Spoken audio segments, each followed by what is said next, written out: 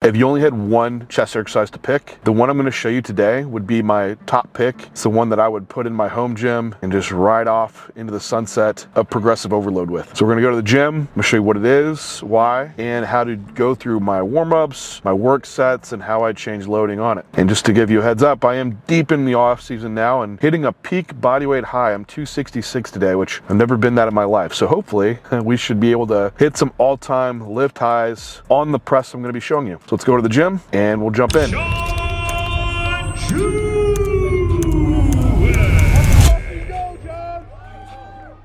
Right, maybe you guessed it, but the Prime flat chest press is my favorite chest machine. If I had to just pick one, this would be my number one pick. For one, goes from a flat to probably like a 10-degree incline, which if you haven't seen Finding Your Chest Press Angle video, I had that posted. But for me, with my rib cage position and how I, sink into the bench, if I sit on a flat bench, it's kind of a decline. So having that like about a 10-degree incline to 15-degree gets to where I get overall pec involved. So it's a really good press angle for me. Other things on the Prime is, of course, the adjustability and loading, which is a variable loading machine. So say I had a pec injury, I could load at the bottom peg short and keep a lot of loading off of that bottom position. So it's better from a risk perspective. Also from a hypertrophy perspective, say I want max stimulus, which is what I'm going for today, I can start loading in the mid peg. And as I fatigue and the triceps are starting to be the limiting factor, I can move loading from mid peg to top peg and match the strength profile as it's changing throughout the lift. So I can max out every rep as I'm going. Now, some downsides to this machine though, is you're kind of limited by grip position. So if you're a wider guy, it might be hard to find the right grip. Even for myself, I'm almost gripping where it goes from pronator to neutral. So it's not the most ergonomic grip. Also, the start position's out of the bottom. However, you'll see I have some yoga blocks set up to aid just getting out of the hole. So that's kind of the workaround there. So it just has a lot of aspects to pull everything I want out of a machine. A lot of times you might be doing a dumbbell press and it's a lot of bottom position. Once your triceps are fatigued, don't really have anything to work with from there. So this machine allows you to keep adjusting for that, which is why it's kind of my number one pick. But today I want to show you, as we'll go through all my warm-up sets and my work sets, of how I warm up and I adjust loading. If you want my free guide on how I go about this and how you get the most stimulus out of every rep, I have a free resource down in the description. Get that, download it, and it'll guide you through exactly what we're talking about today.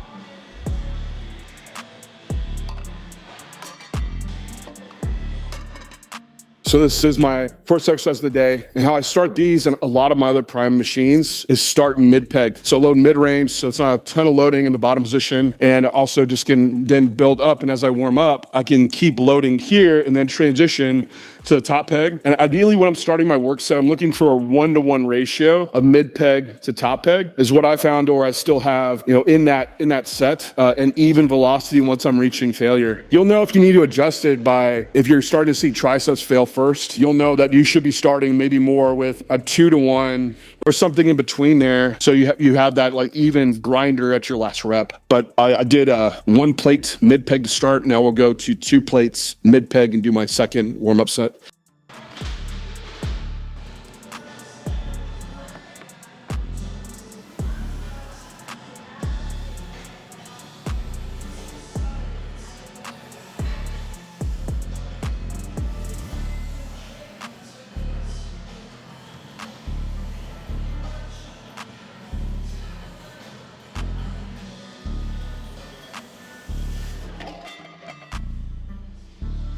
All right, this will be third warm-up set. Now moving top peg. So I have a 2-to-1 ratio, mid to top. Just do 5 reps here.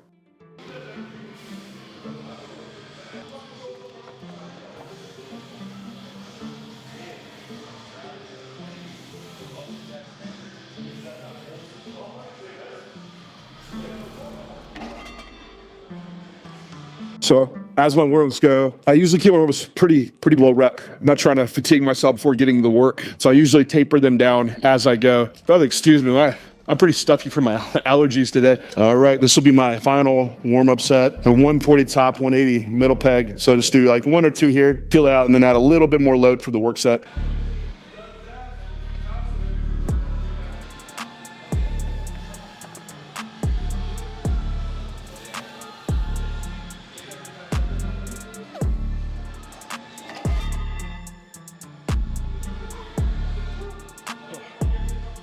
What you'll notice is since this machine converges, which it's another pro I didn't mention about it, so it naturally follows the movement of what the pec's supposed to do, is that since the angle of force is moving inward in a line, you're also gonna have a little bit narrower of a grip. So you'll notice the angle of my forearm will be angled in a little bit and be at a 90-degree angle with that handle. So I'm pressing directly into it, not wider or closer. But you saw that elbow out more and the angle was steeper, be more a little bit more tricep dominant. So for the normal like Smith press, you're gonna notice in the bottom, that arm would be like vertical. So in this one, you're gonna see it look like a close grip bench press. However, since the angles are moving in, it's lining up with the handles and how the line of force is really well. This felt really smooth. So last time I did one, look at my logbook now actually. I log everything on notes on my phone and just copy and paste it down as I go. 180 mid peg and 155 on the top. So 5 and a 2.5. Do that for 8 last time. So I'd like to, eventually I want to get this to like a 1-to-1 ratio. I hit that for 8. So I'm gonna go to 160. So just a small progression and go for like the rep match. If there's another rep there, I'll go for it, but that'll be where we start at.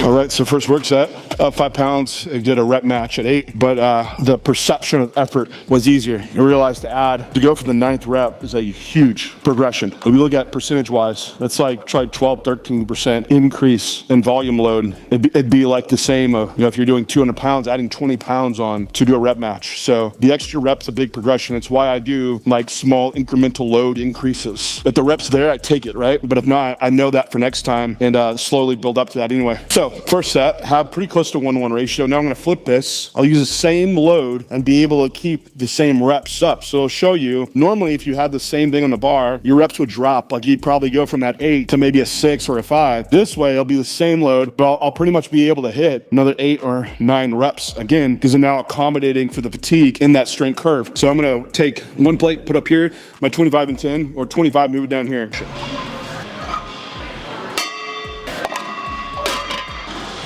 So this will still be a load increase of 5 pounds from last week.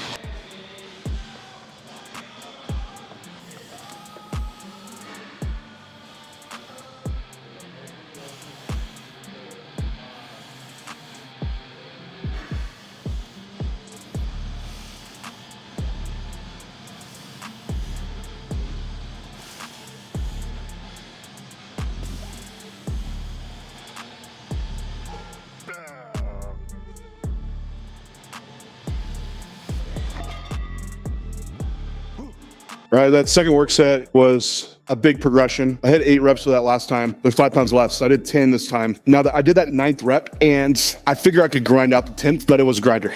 So just when I see that type of progression, what it's letting me know is that off the bottom position, I get a lot out of this one. That's where I'm seeing so much progress. So with my like normal Smith press and like a hammer strength press, you don't really get a lot of stimulus out of your bottom position because usually it's the top, the lockout that fatigues first. So I'm able to getting a lot of ability for the chest to press. And I'm seeing that now, bigger progressions on the 2nd and 3rd sets when I'm seeing bigger progressions on these 2nd and 3rd sets when I'm now shifting load to the lengthened position. So what I would do to accommodate for this is to make sure I'm matching that progression. So when I shift load up, rather than having it be the same load for my 2nd set, I'll also add more load to the top peg. So for instance, what I did here was 200 up top and 140 middle. So I'll know for next time that I'll go to like a 220 up top and 140 middle. So it'll be that extra 20-pound increase from first set to second set. And then I should even out that strength curve a bit better.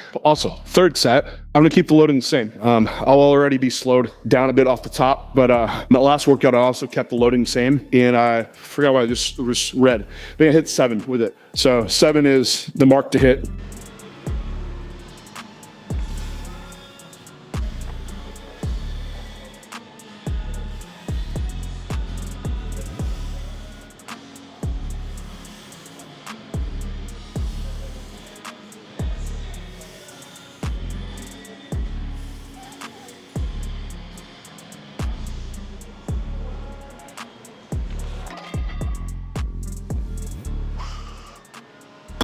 That was an easy extra rep flying up off season.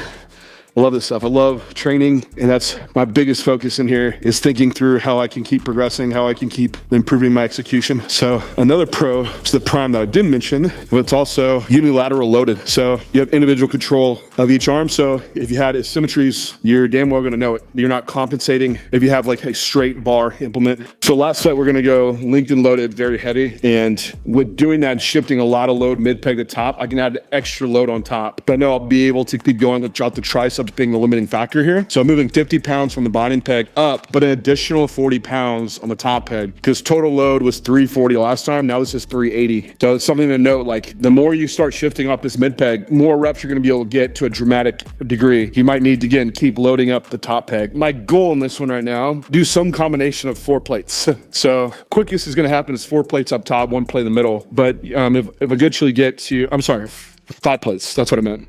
4 up top, 1 middle. But if I can get on my start doing even 2 1/4 mid and top, which we can count that as 5 plates total, it would be kind of my short-term goal here. So last time I did the 20 pounds less for 8. So adding 20 pounds on, which is a bigger jump, but again, with the loading, can take a little bit bigger progressions with when you're doing more on the top peg.